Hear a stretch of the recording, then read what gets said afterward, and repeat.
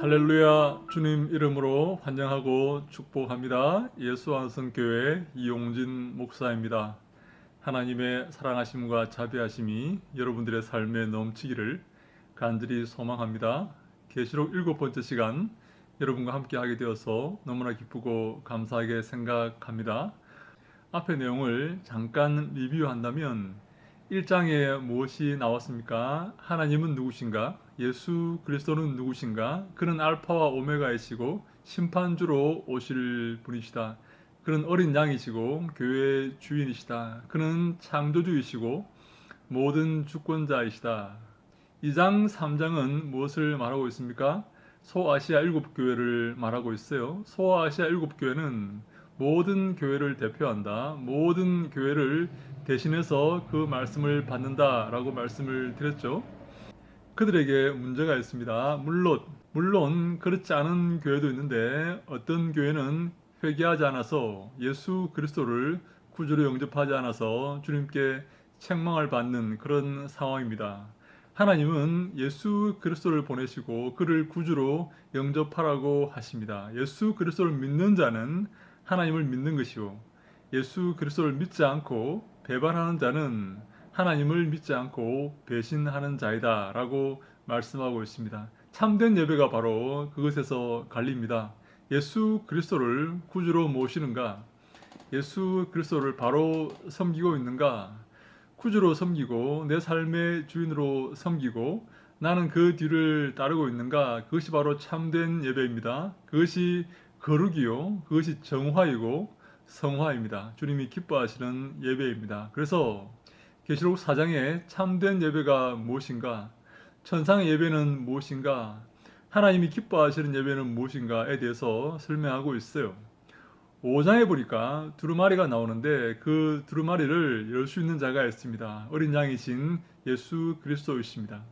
어린 양의 그 피로 그 두루마리를 덮고 그것을 열어야만 우리는 살 수가 있고 주님께 용서받을 수가 있어요. 그 두루마리 속에는 교회의 모든 행실이 다 기록되어 있습니다.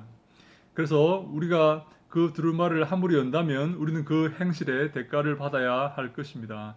예수 그리스도만 그 두루마리를 열 수가 있어요. 그래서 이제 6장부터 환란이 시작됩니다. 주님의 징벌이 시작됩니다.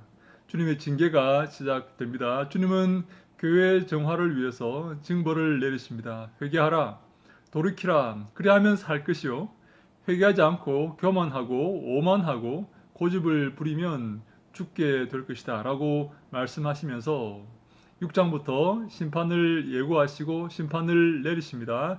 특별히 인들과 그리고 나팔들과 대접들을 통해서 그것을 상징으로 보이시면서 심판을 내리십니다. 징계를 하십니다. 징벌을 하십니다. 교회의 정화와 거룩을 위해서 그렇게 하시는 것입니다. 그런데 6장부터 19장까지 이 교회의 징벌과 징계가 등장합니다. 6장부터 19장까지 계속 인이 떼어지고 나팔이 부러지고 그리고 대접이 쏟아집니다. 그런데 그 중간중간에 이런 내용이 끼어듭니다. 다시 말합니다. 6장부터 19장 그 사이에 징벌이 등장한다.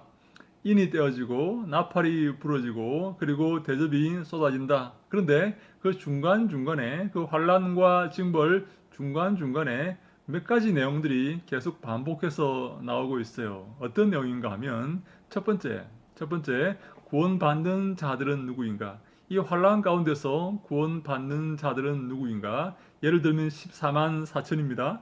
어린 양의 피로 씻김받은 존재들이고 예수 그리스도의 뒤를 따르는 존재들이고 주님이 기뻐하시는 존재들이며 주를 마음을 다하고 성품을 다해서 찬송하고 기뻐하며 예배하는 존재들이다 하는 것이 등장합니다. 예를 들면 요한복음 6장에 7인이 떼어지고 시작되고 7장에 14만 4천이 등장합니다.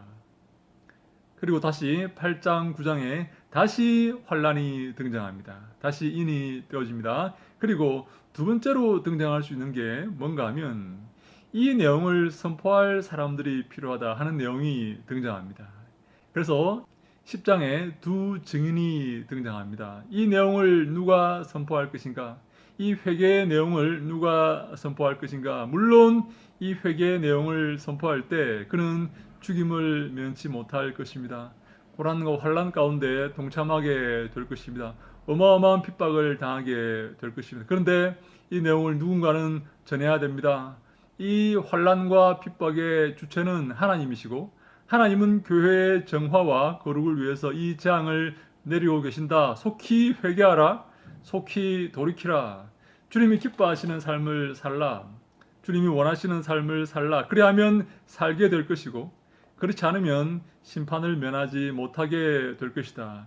이 인과 나팔과 대접이 계속 3번 반복되는 것은 다른 내용이 아닙니다. 환란이 계속 지속된다는 내용입니다. 환란은 계속 지속됩니다. 어떻게 할 때요? 회개하지 않을 때, 돌이키지 않을 때 환란은 돌이킬 때까지 지속되고 끝까지 돌이키지 않으면 그는 심판을 면치 못하게 될 것입니다. 악인들과 함께, 저 마귀와 함께 저 무저갱에 들어가고 불못에 들어가게 될 것입니다. 3번째 등장하는 게 뭔가 하면 사탄입니다. 사탄. 12장에 사탄이 등장합니다. 10장과 11장에는 증인이 등장합니다. 증인이 등장하여서 너는 특별히 10장 11절에 그가 내게 말하기를 내가 많은 백성과 나라와 방언과 임금에게 다시 예언하여야 하리라 하더라. 그리고 11장에는 2 증인이 등장합니다. 이 내용을 다시 전해야 됩니다. 환난과 재앙이 누구로부터 오는 것인가? 환난과 재앙을 주시는 주체이신 하나님은 도대체 이 환난과 재앙을 위해서 재앙을 통해서 무엇을 원하시는가?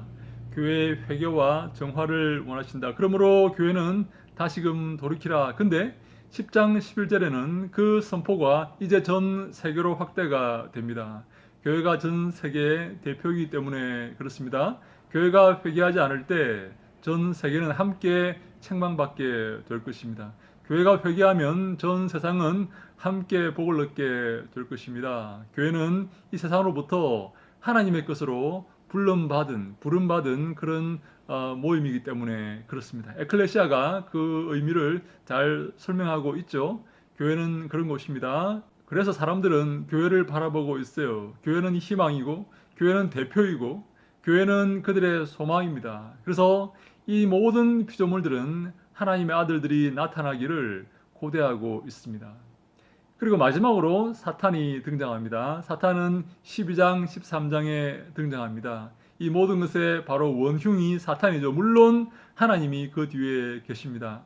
하나님은 허락하여서 그들은 이 땅에 재앙을 내리고 이 땅의 성도들에게 핍박을 가하고 많은 사람들을 못 살게 굴고 있죠. 여러분 기억하십시오. 요 4가지가 계속 반복되고 있어요. 환난과 핍박, 환난과 재앙이 있습니다. 그리고 14만 4천으로 대표들은 환난을 통과하는 자들이 있습니다. 주님이 기뻐하시는 주님의 종들이 있고 주의 백성들이 있습니다. 그리고 그것을 전해야 될 사람들이 있어요.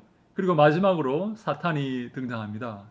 요 4가지 주체들이 하나님의 재앙과 구원받는 자들 그리고 그것을 전할 자들 그리고 사탄 요 4가지 주체가 계속 반복되고 있습니다. 6장부터 19장까지 요 4가지 이야기들이 계속 반복되고 있어요. 천천히 다시 한번 보면 6장에는 무엇이 나옵니까? 이제 7인이 떼어지기 시작하고 이제 재앙이 시작됩니다. 하나님의 심판이 시작됩니다. 7장 17절에는 이렇게 말합니다. 이런 보좌 가운데에 계신 어린 양이 그들의 목자가 되사 생명수 샘으로 인도하시고 하나님께서 그들의 눈에서 모든 눈물을 씻어 주실 것입니다. 14만 4천 명의 구원받는 자들을 말하고 있어요. 8장 9장에는 다시 나팔이 불어집니다. 다시 재앙이 시작됩니다. 환란이 시작됩니다. 10장 11장에는 그 환란의 의미를 전할 증인들이 이야기되고 있습니다. 사도 요한은 이제 그 내용을 전 세계에 전파해야 되고 그리고 그 2 증인이 나와서 박해를 받게 됩니다. 11장 15절부터 7째 나팔이 시작되고 12장 13장은 사탄과 짐승에 대해서 말하고 있어요. 사탄과 짐승이 인류를 박해하고 핍박할 것이다. 그러나 인내하는 자는 구원받을 것이다. 물론 그 뒤에는 하나님이 계십니다. 하나님의 통제 아래에 있습니다. 그들이 마음대로 사탄과 짐승들이 자기 마음대로 사람들을 박해하고 지옥으로 끌고 갈 수가 없어요. 하나님의 통제 아래에 있습니다. 하나님의 인도함 아래에 있습니다. 하나님은 그들을 다스리고 계십니다. 그리고 다시 박해가 시작됩니다. 13장 15절 18절에 그가 권세를 받아서 그 짐승의 우상에게 생기를 주어 그 짐승의 우상으로 말하게 하고 또 짐승의 우상에게 경배하지 아니하는 자는 몇이든지 다 죽이게 하더라. 그가 모든 자 곧 작은 자나 큰 자나 부자나 가난한 자나 자유인이나 종들에게 그 오른손에나 이마에 표를 받게 하고 누구든지 이 표를 가진 자 외에는 매매를 못하게 하니 이 표는 곧 짐승의 이름이나 그 이름의 수라. 지혜가 여기 있으니 총명한 자는 그 짐승의 수를 세어보라. 그것은 사람의 수니 그의 수는 666이니라. 바로 짐승 이야기를 하고 있죠. 여러분 이 순서를 기억하시겠습니까? 바로 환난과 하나님의 백성과 환난과 그것을 증언할 자들과 환난과 사탄 이야기를 계속 반복하고 있는 것입니다. 그래서 13장 말에 다시 환난을 말하고 14장에 다시 14만 4천 얘기를 합니다. 하나님의 구원받은 백성. 그리고 다시 15장 16장에는 7 대접 이야기를 하고 있습니다. 그리고 17장 18장에는 음녀와 바벨론의 멸망에 대해서 말하고 있고 19장에는 어린 양의 혼인잔치, 20장에는 천년 왕국, 21장에는 새하늘과 새 땅, 그리고 22장에는 저 영원한 나라와 하나님의 주권을 다시 설명하고 있어요. 22장 6절 7절에 이렇게 말합니다.